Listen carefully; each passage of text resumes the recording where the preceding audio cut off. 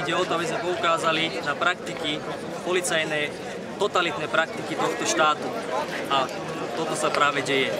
Štát a systém nedovolí ľuďom protestovať. Zadržiavajú ľudí bezdôvodne, nepúšťajú ich do krompák, otáčajú autá na ceste, berú im značky. Toto je policajný systém.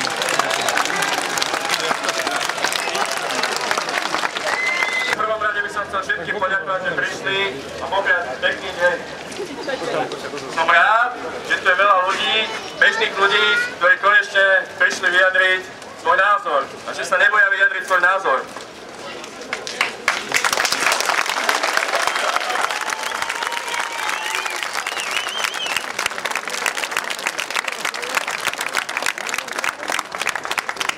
Chcel by som všetkých oboznámiť s okolnostiami, ktoré sa dnes stali.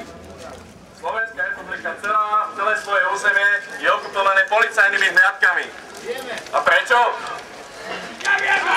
Lebo my chceme vyjadriť svoj nesúhlas a chceme poukázať na chyby vlády.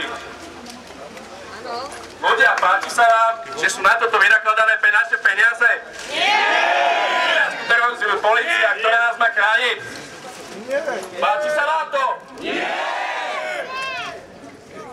Marián Kotleba bol opäť zadržaný. Zase bezdôvodne, aby sa dnes nemohol zúčastniť tohto projektu.